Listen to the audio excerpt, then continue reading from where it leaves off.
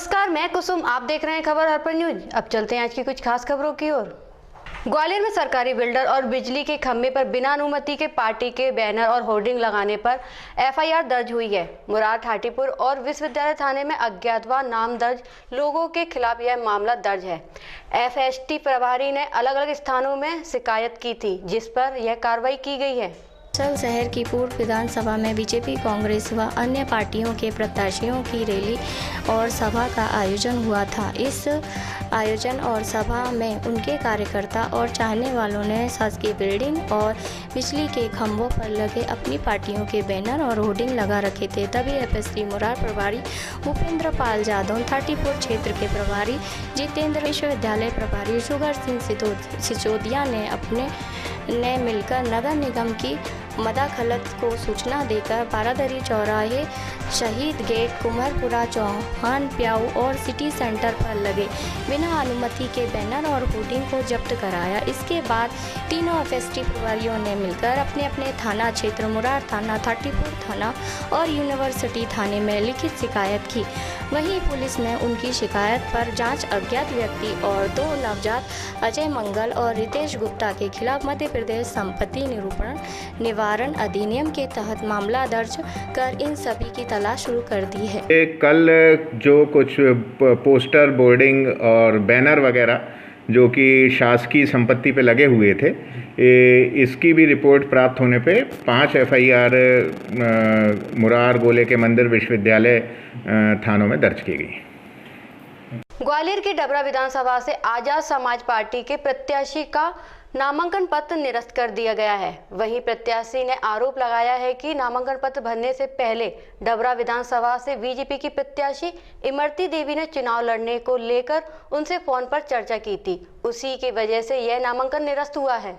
मध्य प्रदेश की 28 विधानसभा सीटों पर उपचुनाव होना है, जिसमें ग्वालियर की 3 विधानसभा सीटें शामिल हैं, जिसे लेकर सभी पार्टी के प्रत्याशियों ने अपना नामांकन पत्र दाखिल कराया है। वहीं डबरा विधानसभा से आजाद समाज पार्टी के प्रत्याशी धर्मेंद्र चौधरी ने 16 तारीख को अपना नामांकन पत्र दाखिल कराया था, लेकिन दूसरे दिन दस्तावेजों में कमी होने के कारण उनका नामांकन पत्र निरस्त कर दिया गया है। वहीं प्रत्याशी और के समर्थकों ने आरोप लगाते हुए बताया कि कुछ दिनों पहले डबरा विधानसभा से लड़ रही बीजेपी प्रत्याशी इमरती देवी और उनके साथी बीजेपी नेता बंटी राजा ने फोन किया था, जहां इमरती देवी और उनका साथी बंटी राजा ने रूपेश केन को फोन कर उनसे चुनाव लड़ने की बात कह रहे हैं।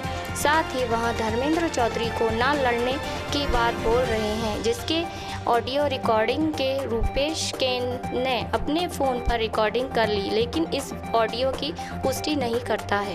क्या नाम है आपका? मेरा नाम है धर्मेंद्र चौधरी। आपने कहाँ से नामांकन पत्र भरा था और क्या समस्या आ रही है आपको? मैंने नामांकन फार्म भरा था कलेक्ट्रेट से, डबरा से, जय कलेक्ट्रेट में। अच्छा। और उसमें क्या है, हमारा फार्म पूरा सब राइट था। किस पार्टी से भरा था? मैंने आज़ाद समाज पार्टी से फार्म भरा था और न्यू पार्टी है और बहुत हल्ला भी पार्टी का बहुत जाना है। और इन लोगों का क्या है, इन लोगों ने सोचा हो सकता है जो जीत भी सकता है, तो इन लोगों ने मेरा फार्म रिजेक्ट करवाया। कौन लोगों ने?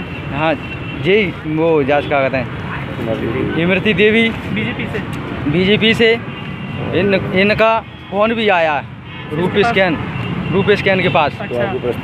जो हमारे प्रस्तावक हैं, अच्छा। उनके लिए फ़ोन भी आया था। क्या कह रहे थे? ये इन लोगों ने ये बोला कि तुम धर्मेंद्र चौधरी को क्यों लड़वा रहे हो, तुम खुद क्यों नहीं लड़ रहे।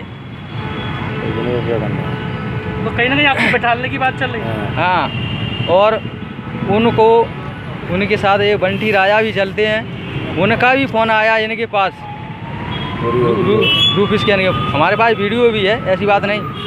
तो उनका भी फ़ोन आया, ये बोले कि जैसे कि तुम उनको क्यों लड़ा रहे हैं, तुम खुद लड़ो ना, हैं। तो इनने बोला नहीं भाई, हम तो धर्मेंद्र चौधरी को लड़ा रहे हैं और वो मेहनत भी कर रहे हैं और मैंने मेहनत भी की वहाँ पर डबरा में। है, डर लग रहा है आपसे? इन लोगों को डर लग रहा है कि अब ये पार्टी क्या है, जीतने वाली है। अच्छा, तो अब इसलिए आपका निरस्त नामांकन? इन लोगों ने इसलिए मेरा नामांकन फार्म कैंसिल कराया है। अच्छा।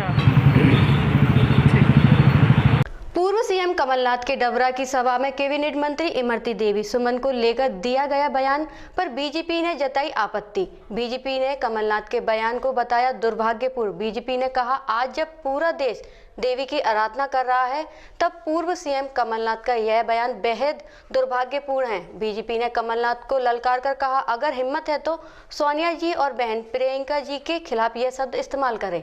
पूर्व सीएम कमलनाथ के डबरा की सभा में कैबिनेट मंत्री इमरती देवी सुमन को लेकर दिए गए बयान पर बीजेपी ने जताई आपत्ति। बीजेपी ने कमलनाथ के बयान को बताया दुर्भाग्यपूर्ण।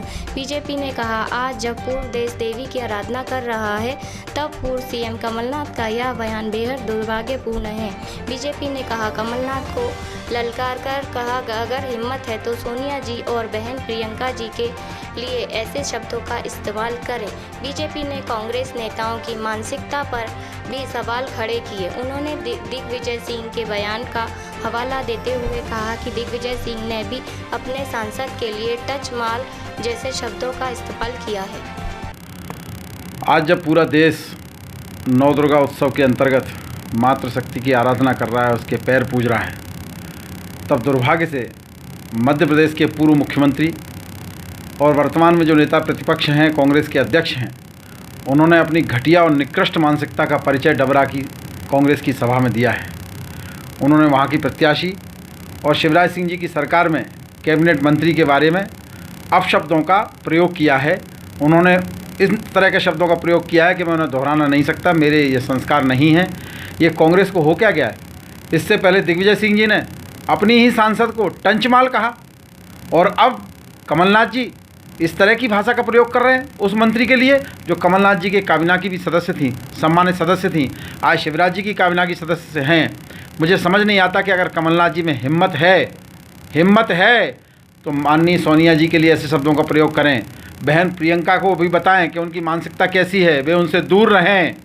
मैं महिलाओं से, बहन बेटियों से नवरात्रि पर यह अपील करना चाहता हूँ कि कमलनाथ का इंतजाम करें, इलाज करें, उसकी मानसिकता का इलाज करें। जहाँ भी कमलनाथ जाएं महिलाएं टूट पड़ें। ऐसे बदतमीज़ आदमी को सबक सिखाने का समय आ गया है। कैसे शिकायत की जाएगी इसकी? निश्चित तौर पर हम चुनाव आयोग में जा रहे हैं, चुनाव आयोग को इसकी शिकायत करेंगे, लेकिन इसकी सज़ा समाज देगा। विशेषकर महिला बहन बेटियों का जो समाज है वो कमलनाथ को सबक सिखाएगा। ग्वालियर के उपनगर मुरार निवासी प्रवीण शर्मा पर क्राइम ब्रांच के आरक्षक द्वारा मारपीट करने और 2 लाख रुपए वसूलने का आरोप लगाया है। एसपी ने दिया जांच का भरोसा। ग्वालियर उपनगर मुरार निवासी प्रवीण शर्मा पर क्राइम ब्रांच के आरक्षक द्वारा मारपीट करने और 2 लाख रुपए वसूलने का आरोप लगाया है। एसपी ने दिया जांच का भरोसा। मैं अपने घर पे बैठा हुआ था, दिनेश तोमर जी और उनके साथ में 4-5 लोग गए थे। उनने मुझे सट्टे के आरोप में गिरफ्तार किया, 2 लाख रुपए की मांग की। पैसा ना देने पर मुझे धमकी दी गई थी कि चरस गांजे के केस में तुझे अंदर कर देंगे। मैंने पैसे भी दिए। उसके बाद मुझे मारा गया। मारते समय इनने मेरे कुछ जो परिवार का कुछ मैटर चल रहा है मेरे बड़े भाई से, उस चीज़ की मुझसे बातें की और मुझे मारा।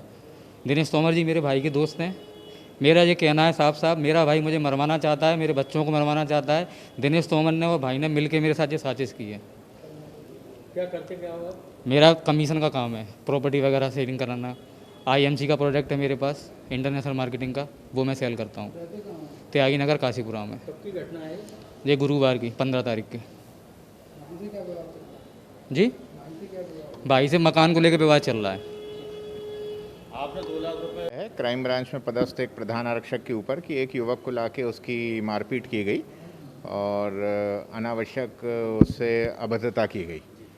इस पे इन्होंने एक ज्ञापन दिया है और जो युवक है जिसके बारे में ये बताया जा रहा है जिसके साथ मारपीट की गई, उसका भी मेडिकल परीक्षण कराया जा रहा है और इसकी जांच जो है एडिशनल एसपी स्तर के अधिकारी से मैं कराऊंगा और अतिशीघ्र कराऊंगा और जांच में जो भी तथ्य आएंगे उसके आधार पर हम इसके ऊपर कार्रवाई कर देंगे। ये जो जानकारी है उसके मुताबिक ये जो IPL का सट्टा चल रहा है उसके एवज में ये शिकायत मिली थी कि ये खिला रहा है और उसको जो है लेके आई थी। बाकी अब चूँकि अतिरिक्त पुलिस अधीक्षक स्तर के अधिकारी इसकी जांच करेंगे और कल शाम तक मैंने बोला है जांच रिपोर्ट मेरे को दे देंगे और जांच रिपोर्ट के आधार पर मैं इसमें कार्रवाई करूँगा। नवरात्रि पूर्व को लेकर नगर में तैयारियां जोरों शोरों पर चल रही हैं। वहीं आज से घट स्थापना होना है। इसी को लेकर बाजारों में मूर्तिकारों के पास काफी संख्या में भीड़ एकत्रित होकर दुर्गा जी की प्रतिमा खरीदने में लगी हुई है। वहीं कई जगह पंडालों में सजावट करने में कार्यकर्ता भी व्यस्त हैं। सरकार की गाइडलाइन के मुताबिक इस बार ज्यादा भीड़ इकट्ठी नहीं हो पाएगी, ना ही कोई कार्यक्रम आयोजित हो पाएंगे। आरोन में नवरात्रि पूर्व को लेकर नगर में तैयारियां जोरों पर चल रही हैं। वहीं आज से घट स्थापना होना है। इसी को लेकर बाजारों में मूर्तिकारों के पास काफ़ी संख्या में भीड़ एकत्रित होकर दुर्गा जी की प्रतिमा खरीदने में लगी हुई है। वहीं कई जगह पंडालों में सजावट करने में कार्यकर्ता व्यस्त हैं। सरकार की गाइडलाइन के मुताबिक इस बार ज़्यादा भीड़ इकट्ठी नहीं हो पाएगी, ना ही कोई कार्यक्रम आयोजित हो पाएंगे। ऐसी जानकारी आरोन एसडीएम ब्रजेश शर्मा द्वारा दी गई। थाना रिठौरा कला के अंतर्गत ग्राम रिठौरा में प्रेम प्रसंग के चलते प्रेमी ने प्रेमिका से ससुर हरी सिंह जाटव की हत्या कर दी और उसकी पत्नी को भी घायल कर दिया। रिठौरा कला के अंतर्गत ग्राम रिठौरा में प्रेम प्रसंग के चलते प्रेमी ने प्रेमिका के ससुर हरी सिंह जाटव की हत्या कर दी और उसकी पत्नी को घायल कर दिया। जब हम लोगों ने हमारी हिरासत में लिया तो उसने ये वाला जो पहलू बताया कि इसमें जो उनकी स्वयं की जो बहू है उसका मेन इन्वॉल्वमेंट रहा है, मतलब 120B के तहत वो भी इसको भी हमने आरोपी बनाया है। इसमें पवन जाटव के द्वारा बताया कि 10-11 अक्टूबर की रात को, दरमियानी रात को एक घटना घटित हुई थी, जिसमें जब पुलिस को सूचना मिली तो मौके पे जाने पता चला कि हरी सिंह जाटव की हत्या कर दी गई है और उनको हाथ पैर बांध के खटिया पे छोड़ दिया गया था। और साथ ही साथ उनकी पत्नी जो है साबो बाई, उनके ऊपर भी जानलेवा हमला किया गया है और जो उनकी भैंसें थीं उनको कोई चुरा कर ले गया है। इसी तारतम्य में हमने लूट व हत्या का मुकदमा दर्ज कर लिया था और सरगर्मी से आरोपियों की तलाश शुरू कर दी थी। सभी पहलुओं पे इसमें तस्दीक करना शुरू करी थी। इसमें एडिशनल एसपी साहब और एसडीओपी साहब और थाना प्रभारी रिठौरा सभी बिंदुओं को तस्दीक कर रहे थे। उसी दौरान साबू बाई की जब स्वास्थ्य ठीक हुआ तो उनसे डिटेल में पूछताछ की गई, उनसे हुलिया के बारे में बातचीत की गई। तो उन्होंने जो हुलिया बताया था उस हिसाब से लोगों के हमने सर्चिंग करना शुरू करी और एक संदेही निकल के आया पवन जाटव, जिससे को हमने अपनी हिरासत में लेकर सख्ती से पूछताछ करी। तो उसने जो कहानी बताई वो इस प्रकार है कि प्रीति जाटव जो कि मृतक की बहू है, उसके साथ उसका 2 साल से अफेयर चल रहा था और प्रीति जाटव का जो पति था गंधर्व जाटव, उसकी 3 से 4 महीने पहले आत्महत्या करने के कारण मृत्यु हो गई थी। अब जब ये प्रीति जाटव से मिलने पवन जाटव जब जाता था तो जो उसके सास ससुर हैं वो उसको काफ़ी रोक टोक करते थे, उनके बीच में अवरोध उत्पन्न होता था। तो इसी के तहत प्रीति जाटव ने पवन जाटव को बोला कि भैंस चोरी की कहानी के तहत इनके साथ मारपिटाई कर इनकी हत्या कर देते हैं ताकि हमारे जो भी रोक टोक है वो बंद हो जाए। इसी चीज़ पे काम करते हुए पवन जाटव ने अपने साथी हरिओम गुजर जो कि बसपुर का रहने वाला है, रिंकू जाटव, शाहरुख हलीम व एक अन्य व्यक्ति जो कि गोहद के रहने वाले हैं, इन सब के साथ इस प्लान को प्लानिंग बनाई। इसने पवन जाटव ने अपने साथियों को भैंस चोरी करने के बहाने से बुलाया और उसी दौरान पवन जाटव ने जो हरी सिंह जाटव थे इनके हाथ पांव बांध दिए और गला घोंट के इनकी हत्या कर दी। और साथ ही साथ जब साबो बाई जाग गई तो उनकी चीख पुकार के कारण इसने उनके ऊपर भी वार किया, जिसके कारण उनके सर पे चोट आई है और अभी वो स्वस्थ है। इसमें हम लोगों ने आरोपियों में पवन जाटव को गिरफ्तार कर लिया, प्रीति जाटव को कॉन्स्पिरेसी 120B के तहत गिरफ्तार किया, साथ ही साथ रिंकू जाटव को भी हमने इसमें गिरफ्तार कर लिया। जो चोरी की भैंसें थी इनको एक पिकअप से ले जाकर जो पवन जाटव है अपने मामा होतम सिंह के यहाँ पे बनियातौर में रख कर आया था, तो हमने होतम सिंह से भी वो भैंसें जब्त कर ली हैं और उनको भी 411 के तहत इनको होतम सिंह को भी गिरफ्तार कर लिया गया है। बाकी अन्य जो बचे हुए आरोपी हैं उनकी हम सरगर्मी से तलाश कर रहे हैं। ग्वालियर की विधानसभा के अंतर्गत वृंदावन वाटिका में आयोजित बूथ कार्यकर्ता सम्मेलन को मुख्यमंत्री शिवराज सिंह ने संबोधित किया। इस दौरान ग्वालियर के विधानसभा से भाजपा के प्रत्याशी प्रद्युमन सिंह तोमर ने भी कार्यकर्ताओं को संबोधित किया। ग्वालियर विधानसभा के अंतर्गत वृंदावन वाटिका में आयोजित यूथ कार्यकर्ता सम्मेलन को मुख्यमंत्री शिवराज सिंह ने संबोधित किया। इस दौरान ग्वालियर विधानसभा से भाजपा प्रत्याशी प्रद्युमन सिंह तोमर ने भी कार्यकर्ताओं को संबोधित किया। 2018 में जब चुनाव लड़ने गया था तो जनता से वायदा किया था कि गंदे पानी से निजात दिलाएंगे, रोड अच्छे करेंगे, पटेल स्कूल जैसे भवन स्कूलों के अच्छे बनाएंगे, खेल का मैदान बनाएंगे और इस दायरे के साथ हम चुनाव में लड़े और इस जनता जनार्दन ने मुझे पूरा आशीर्वाद दिया। परंतु 15 महीने में कमलनाथ जी ने जिस तरीके से इस जनप्रतिनिधि को और ग्वालियर की जनता को अपमानित किया, 15 महीने में 1500 रुपए का बजट नहीं दिया, 15 महीने में 15 मिनट ग्वालियर को नहीं दिए और जब हम जाते थे तो वो कहते थे कि चलो चलो अभी समय नहीं है। तो जनता जनार्दन की नजर में इस सेवक की स्थिति खराब होने लगी, विश्वास टूटने लगा। छोटे छोटे ब्लॉक अध्यक्ष, मंडल अध्यक्ष जो कार्यकर्ता संघर्ष मेरे साथ कर रहे थे, उनके छोटे छोटे काम नहीं हो रहे थे और उनका ट्रांसफर नहीं होगा, परंतु बड़ा सेठ कोई पहुंच गया कार्य अध्यक्ष लेकर के, तो उन्हें ये भरोसा हम देते हैं आपको। साथियों, अब मैं अपनी बात समाप्त करूंगा इस बात के साथ कि दोस्तों, जैसा इस प्रदेश में जो मैं कहता हूं वैसा करके दिखाया है माननीय शिवराज सिंह जी ने। मध्य प्रदेश की बेटी का अपमान है, मध्य प्रदेश की बहनों का अपमान है। मेरी आवाज को सुन रहे हो? अरविंद बैस जी पता नहीं हमारे अजय बिश्नोई साहब बुला रहे हैं अरविंद बैस साहब को। कांग्रेस को क्या हो गया है? और कमलनाथ जो मुख्यमंत्री रहे मध्य प्रदेश के, वर्षों तक जिस बेटी ने कांग्रेस की सेवा की, उनके बारे में आपत्तिजनक शब्दों का इस्तेमाल कर रहे हैं। क्या गरीब बेटी का अपमान किया जाएगा? क्या बहनों और बेटियों को कोई सम्मान नहीं है? क्या उनके सम्मान को पैरों तले कुचला जाएगा? कमलनाथ जी ये सोच लें कि ये वो देश है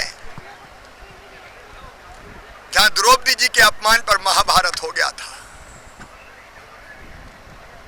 ये अपमान मध्य प्रदेश की जनता सहन नहीं करेगी। धिक्कार है कमलनाथ जी को जो इतने घटिया स्तर की राजनीति कर रहे हैं, एक बहन को अपमानजनक शब्द कह रहे हैं। इसको प्रदेश सहन नहीं करेगा। अब मुझे तो आश्चर्य होता, मैं भी मुख्यमंत्री हूं, रहा भी हूं, पूर्व मुख्यमंत्री भी रहा मैं। हमने कभी ऐसा अपमान नहीं किया। मन आत्मग्लानि से भरा है कि मुख्यमंत्री के पद पर रहने वाले एक व्यक्ति इन शब्दों का इस्तेमाल कर रहा है एक बहन के लिए। और इसलिए मुझे पता नहीं वो प्रायश्चित करेंगे कि नहीं करेंगे, मैं प्रायश्चित करूंगा। कैसे करेंगे? मैं भोपाल में 2 घंटे मौन बैठूंगा, स्थान का चयन करेंगे, गांधी जी की प्रतिमा पर प्रद्युम्न जी ऐसा विनम्र जनसेवक बिरला ही होता है और उन्होंने ग्वालियर की जनता की इतनी अद्भुत सेवा की है कि मैं अभिभूत हूं और ग्वालियर के विकास के लिए जो कहेंगे हम करते रहेंगे।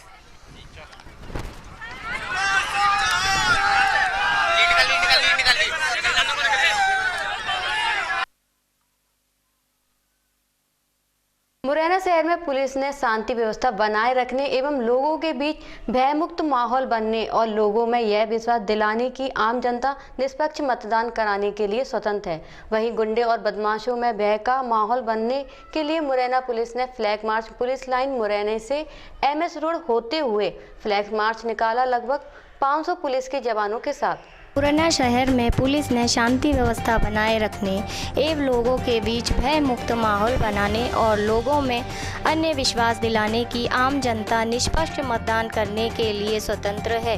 वहीं गुंडे और बदमाशों में भय का माहौल बनाने के लिए मुरैना पुलिस ने flag march police line Morena से MS रोड होते हुए फ्लैग मार्च निकाला, लगभग 500 पुलिस के जवानों के साथ। ये विधानसभा चुनाव को देखते हुए फ्लैग मार्च पुलिस के द्वारा निकाला जा रहा है, क्या संदेश दिया जा रहा है? ये आगामी विधानसभा जो उपचुनाव आ रहे हैं इसमें जो शांति व्यवस्था है और जो आम जनता है उसमें एक कॉन्फिडेंस बिल्डिंग का जो मेजर है, ताकि आने वाले चुनाव शांतिपूर्वक हो, निर्भीक और निश्चिंत होकर और स्वतंत्र रूप से हर एक आम मतदाता वोट कर सके। इसीलिए जो है ये एक्सरसाइज जो है ये एक प्रक्रिया है जो कि की जाती है ताकि जनमानस में जो है कॉन्फिडेंस बिल्डिंग की जा सके, मतदाताओं को ये संदेश दिया जा सके कि उनके लिए तो स्वतंत्र माहौल क्रिएट किया जाएगा और जो अपराधी हैं उनको भी ये समझ में आ जाना चाहिए कि उनको किसी भी हालत में बख्शा नहीं जाएगा। जो भी चुनाव में विघ्न डालने का प्रयास करेगा उस पर कड़ी से कड़ी वैधानिक कार्रवाई की जाएगी और हम उसके लिए तैयार हैं और आने वाले समय में ये स्पष्ट जो है सबको प्रतीत हो जाएगा और दिख जाएगा। अंबा के विधानसभा कांग्रेस के प्रत्याशी सत्य प्रकाश सकवार का पोरसा में जनसंपर्क के दौरान स्वागत किया गया। जिस तरह से जनता का समर्थन उन्हें मिल रहा है, उनका पल्ला अन्य प्रत्याशियों से भारी नजर आ रहा है। आदरणीय उम्मेश सिंह जी, तुम बनाना अपने से वो ऐप से। भान सिंह जी आए हैं और मारण पर स्वागत बना के तो देखो। भान सिंह और स्वागत सम्मान करें। रघुराज सिंह जी मंडल उपाध्यक्ष,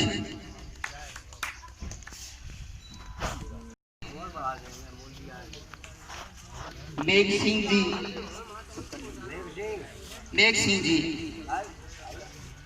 इंद्र विक्रम सिंह जी। हाँ बोलो। हाँ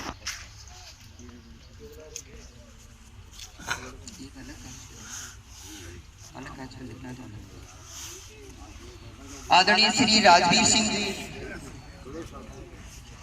आदरणीय सुरेश सरपंच जी को बहुत आदर और सम्मान के साथ में आमंत्रित करता हूँ।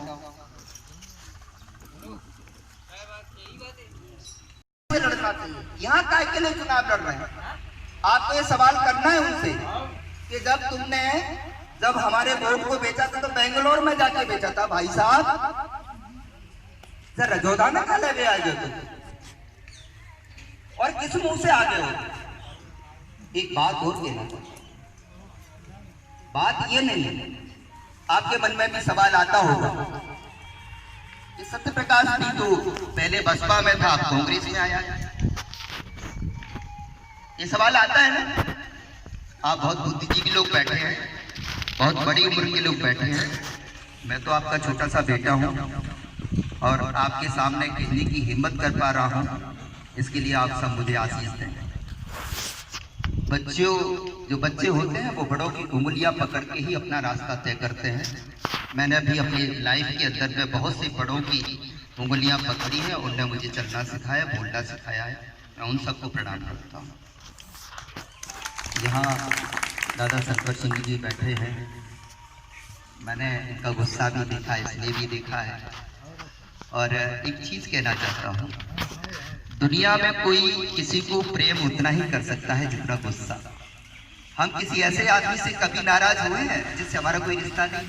लोकतंत्र बचाओ यात्रा लेकर जौरा पहुंचे कंप्यूटर बाबा ने जौरा में कांग्रेस के प्रत्याशी पंकज उपाध्याय के समर्थन में नुक्कड़ सभा को संबोधित किया। देश बचाओ गद्दारों से, देश बचाओ गद्दारों से, देश बचाओ गद्दारों से।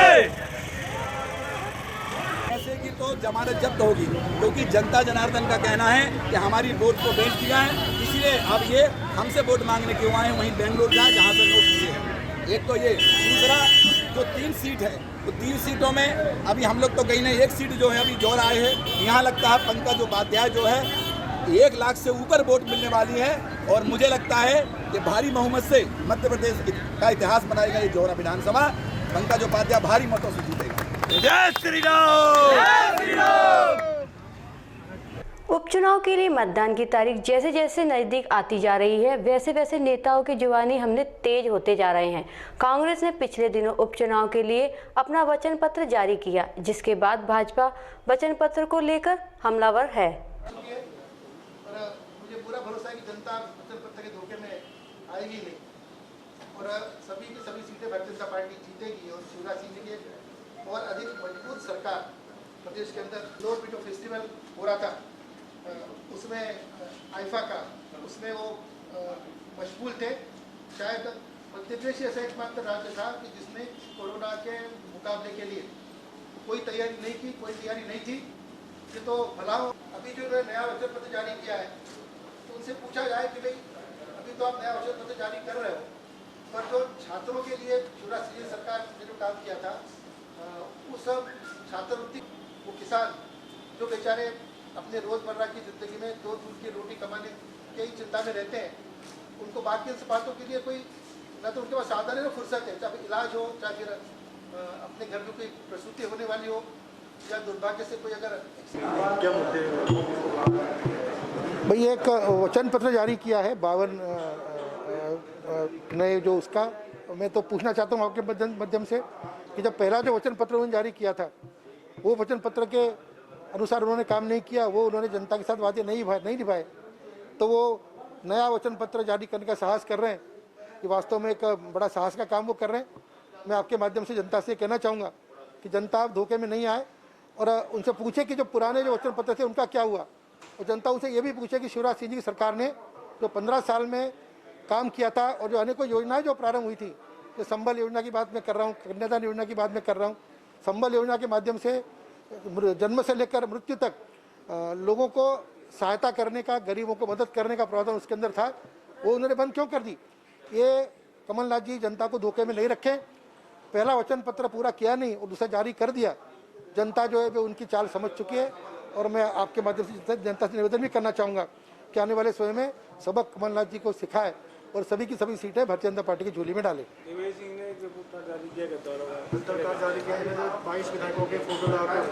देखिए गद्दार किसको कह रहे हो? आज जब भी कोई विधायक या जनप्रतिनिधि चुनाव में जाता है तो कुछ वादे करता है और वो वादे उनकी पार्टी के नीतियों के अनुसार करता है। अब कांग्रेस पार्टी ने जो वचन पत्र जारी किया था, उस वचन पत्र के आधार पर सभी कांग्रेसी मित्रों ने, मेरे विधायकों ने जनता के साथ जाकर सामने जाकर वादे किए, उनको आश्वासन दिया कि ये काम हम करने जा रहे हैं। वो वादे वो पूरे नहीं कर पाए, वो वचन वो पूरा नहीं कर पाए, तो उन्होंने ये उचित समझा कि वो त्यागपत्र दें। तो गद्दारी उन्होंने कहा कि उन्होंने तो वास्तव में अपने कर्तव्य का निर्वहन किया। जब उन्होंने देखा कि वो वादा पूरा नहीं कर पा रहे, जब वचन पूरे नहीं कर पा रहे, तो उन्होंने कांग्रेस छोड़ दी। मेरा मानना है गद्दारी नहीं, उन्होंने अपने कर्तव्य का निर्वहन किया। ग्वालियर के डबरा तहसील के अंतर्गत आने वाले सिमरिया ताल के इलाके में हुए एक सड़क हादसे में कांग्रेस के 2 वरिष्ठ नेता गंभीर रूप से घायल हो गए।